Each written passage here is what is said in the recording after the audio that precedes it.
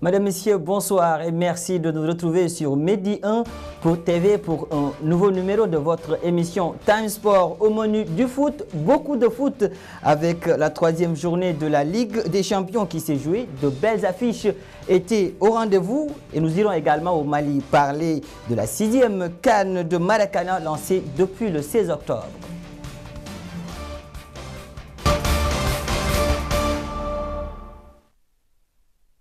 Et en titre, les amateurs de foot se sont régalés à l'occasion de la troisième journée de la Ligue des Champions avec de très belles affiches dans les groupes A, B, C et D. Pour parler de tout cela, nous avons le plaisir d'accueillir sur ce plateau Sahel Sissoko, journaliste sportif. Sahel Inko, bonsoir et merci d'avoir accepté notre invitation. Bonsoir Babcher et Youf, tout l'honneur est pour moi. J'imagine que vous également, vous avez vibré au rythme de cette soirée de foot durant laquelle tous les projecteurs de l'actualité sportive étaient braqués sur les stades européens. Alors Sissoko, que vous inspire aujourd'hui cette troisième journée de la Ligue des Champions, vu que les grandes équipes n'ont pas fait de fausses notes? Elle a été belle cette journée, je pense qu'elle a été tout simplement pharaonique. Beaucoup de buts également et beaucoup de sensations. On notera cette performance du PSG à Anderlecht également, cette belle rencontre entre le Chelsea et AS Roma. Pour moi, c'était des matchs de fou, de dingue. Mais c'est à l'image de cette compétition qui nous fait rêver chaque année. On aura l'occasion d'en parler dans le développement. Alors nous allons commencer avec le groupe A. Les Red Devils poursuivent leur parcours sans faute. Ils sont allés s'imposer à Benfica sur la marque d'1-0 Sahel. Oui, c'est à l'image du coach José Mourinho qui à chaque fois gère bien ses matchs en score étriqué. Quand on a vu que c'est suite à une erreur du gardien de Benfica que Manchester a pu scorer. Mais c'est quand même, José Mourinho a fini par porter son empreinte sur cette équipe de United, ça c'est clair. Aujourd'hui, 3 matchs, autant de victoires, 9 points. Ils sont à l'abri de toute surprise. Pour le moment, Manchester est de bien retour sur la scène européenne, on peut dire. Lors de cette rencontre, ils n'ont pas brillé, mais quand même, ils ont réussi à remporter ces 3 points qui étaient si précieux. Mourinho, l'essentiel pour lui, ce n'est pas de la poésie, le football. Lui, l'essentiel, c'est de gagner, quelle soit la manière.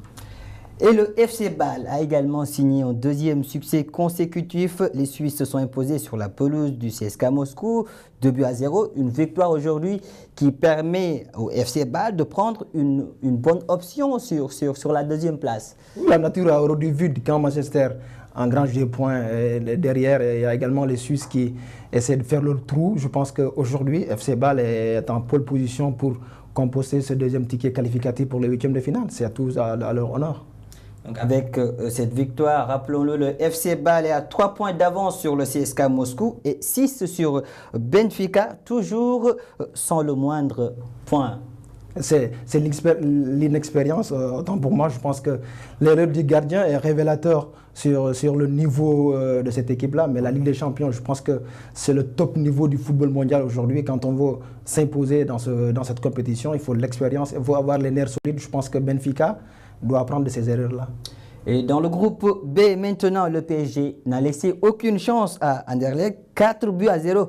Pourtant, les Belges, disons-le, étaient beaucoup plus présents en ce qui concerne l'agressivité sur le ballon, dans les duels surtout, durant la première période. Mais en face d'eux, ils avaient une équipe du PSG beaucoup plus réaliste devant les buts. Oui, une équipe PSG qui est portée par son trident offensif. Pour moi, aujourd'hui, c'est la meilleure attaque d'Europe. 25 buts en 13 matchs pour Mbappé, Cavani et Neymar. Je pense qu'aujourd'hui, le PSG détient ce qu'on appelle dans l'équilibre de la terreur, la bombe atomique, la bombe chimique des tueurs à gages. Je pense qu'aujourd'hui, ils sont en feu et en flamme. L'efficacité offensive du PSG cache beaucoup de lacunes, même dans l'intrusion, on sent qu'ils ne sont pas en meilleure de leur forme. Mais quand on a des garçons comme Mbappé capables de marquer des buts dans toutes les situations possibles, je pense qu'ils peuvent aller loin.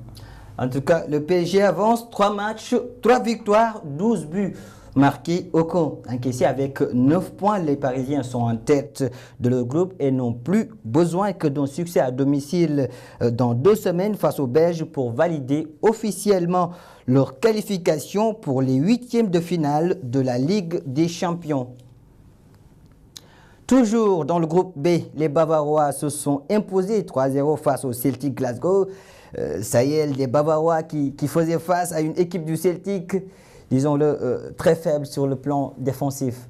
Très faible, mais c'est surtout le retour de Babawa qu'il faut signaler avec le retour de Yukempes, cet homme qui a beaucoup d'expérience. Ils ont marqué 8 buts en 2 rencontres. Ça veut dire qu'ils sont de retour depuis leur fessée face au PSG au Parc des Princes. Je pense que le limogeage de Carlo Ancelotti a boosté l'orgueil de ces Babawa, de ces Allemands qui ont horreur de la défaite, des scores fleuves. Je pense qu'aujourd'hui, il faudra compter sur cette équipe-là qui a été piquée dans son orgueil, qui, avec le retour de leur coach qui les a valu une Coupe de Ligue des Champions il y a 3 ans, je pense qu'aujourd'hui, ils sont sur la bonne voie, ils ont envie de laver l'affront.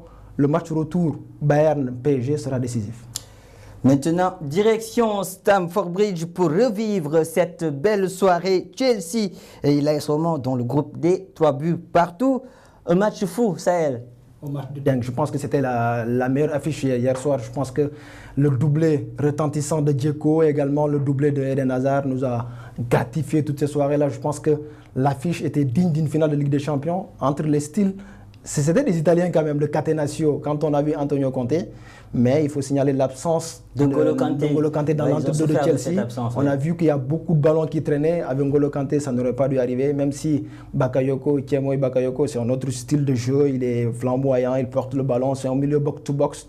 Mais l'absence d'N'Golo Kanté quand même pèse sur Chelsea qui, même la dernière journée en championnat, avait perdu face à Crystal Palace. Je pense qu'aujourd'hui, Chelsea doit compter sur N'Golo Kanté et son retour le plus vite possible. Chelsea reste alors leader de ce groupe avec 7 points devant l'AS Roma, deuxième avec 5 points, suivi de l'Atlético Madrid tenu en échec face au FK Karabakh qui occupe la dernière place du groupe. Les Colchoneros n'arrivent toujours pas à s'imposer durant ces matchs de la Ligue des Champions.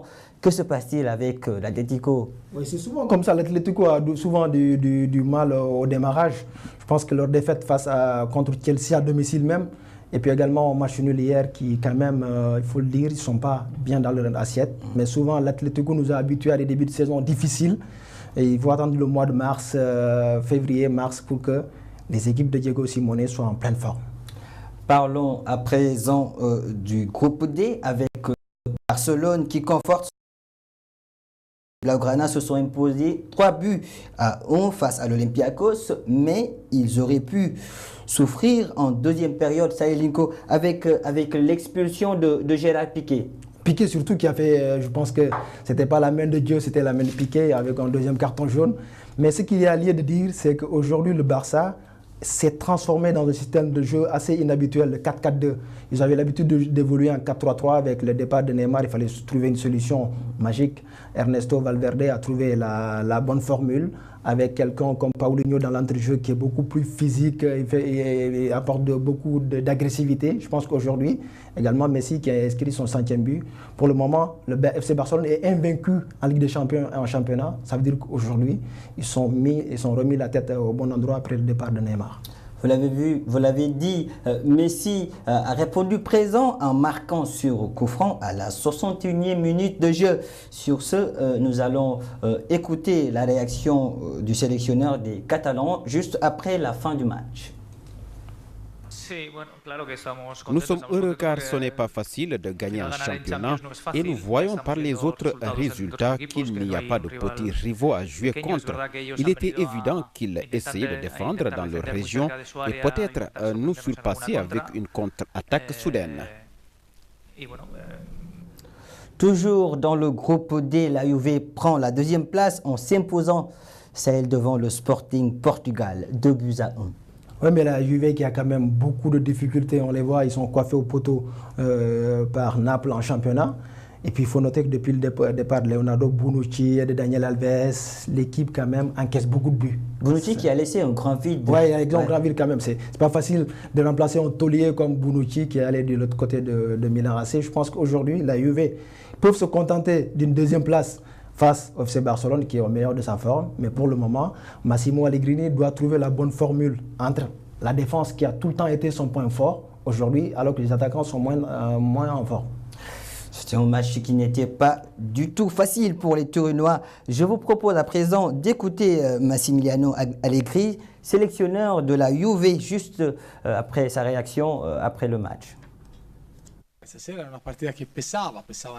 Nous étions inquiets parce que nous venions de deux résultats négatifs où nous avons laissé des points précieux sur le chemin en raison de certains épisodes. Ce soir, nous avons dû faire face à ce coup de poing et heureusement, les joueurs ont fait un excellent travail en réservant cette situation, en atteignant le tirage et en faisant ensuite de bonnes choses. Merci Sailinko Sissoko d'avoir accepté notre invitation et d'avoir bien voulu commenter cette troisième journée de la Ligue des Champions. Je rappelle que vous êtes journaliste sportif. Merci également à vous, Pape Charles. C'est un honneur pour moi de venir ici parce que le football, c'est une passion. On le mange tous les jours. Merci Sahel. Quittons à présent les stades européens pour parler de football toujours, mais cette fois-ci au Mali avec la 6e CAN de Maracana. Cette année, la compétition enregistre la participation du Canada. Ce rendez-vous sportif qui se tiendra jusqu'au 20 octobre mettra aux prises les pays participants dans les catégories des vétérans et des seniors. Notre correspondant à Bamako, Mohamed Danyego, vous fait vivre ces moments de foot.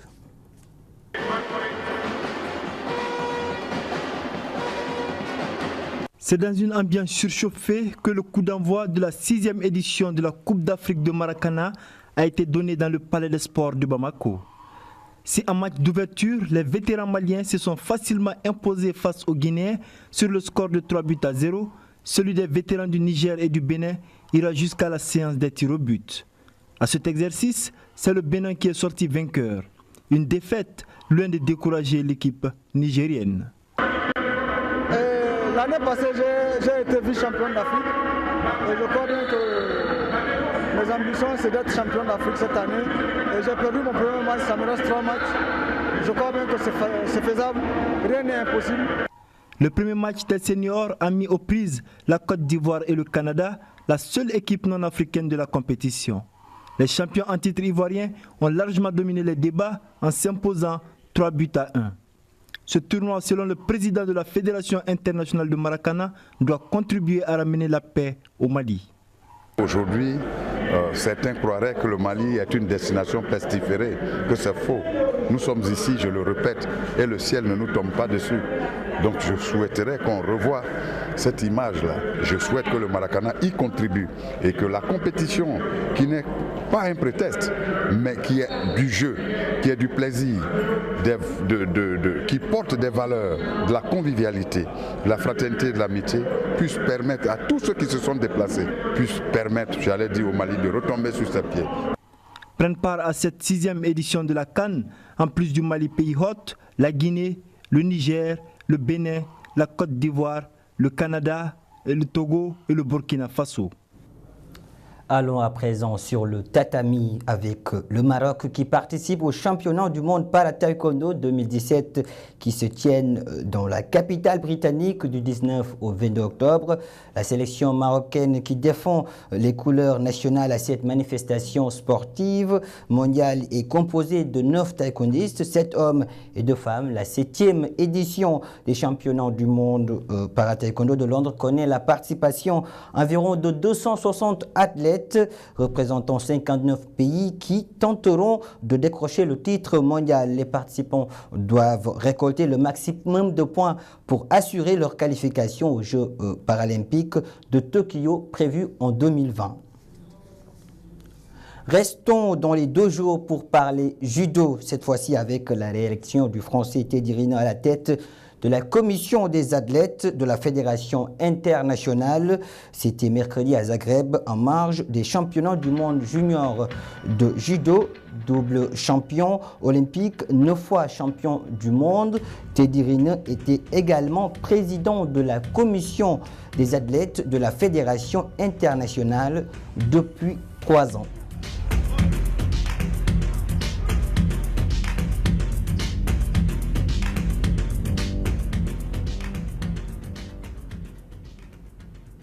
Le président du PSG, Nasser Al-Khelaifi, sera entendu le 25 octobre par la justice suisse. Il devra s'expliquer sur les faits de corruption présumés concernant l'acquisition des droits des Coupes du Monde 2026 et 2030, a indiqué mercredi son avocat. Le patron du groupe de médias qatari a souhaité être rapidement entendu par le ministère public de la Confédération suisse, a précisé son conseil. L'homme d'affaires est soupçonné d'avoir accordé des avantages induits à Jérôme Bach, ancien secrétaire général de la FIFA, suspendu pour 10 ans de toute activité liée au football pour corruption.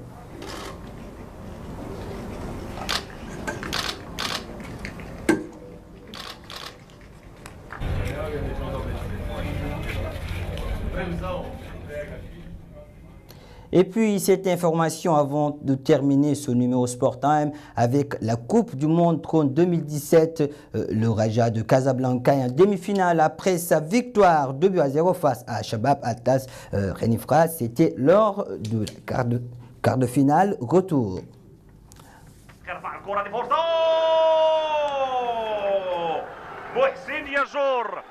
محسن يجور كنقول يمكن بنفس الطريقه الرجاء تتقدم ب1-0 ومحسن يجور في المكان المناسب. لاحظوا حتى رده فعل الدوري الاحترافي وخصوصا في اللقاء المهم يوم الاحد المقبل من الساعه الثالثه بمدينه الدار البيضاء امام فريق الركودي. فرصه وهدف ثاني لفائده فريق الرجاء، هدف ثاني لفائده فريق الرجاء والمسجل ايوب جلال. إذا تحدثت على ربح عناصر بقيمة أيوب جلال الآن اللي كيتمكن من تسجيل الهدف هجومي سريع. لاحظوا الدوري الاحترافي وخصوصا في اللقاء المهم يوم الأحد المقبل من الساعة الثالثة بمدينة الدار البيضاء أمام فريق الركودي. فرصة وهدف ثاني لفائدة فريق الرجاء، هدف ثاني لفائدة فريق الرجاء والمسجل أيوب. Belle victoire à l'occasion de la Coupe du Trône. Merci, c'était tout pour ce numéro de Time Sport sur Medi 1. Merci de l'avoir suivi. Merci également à toute l'équipe technique. Bonne suite de programme sur Medi 1 TV.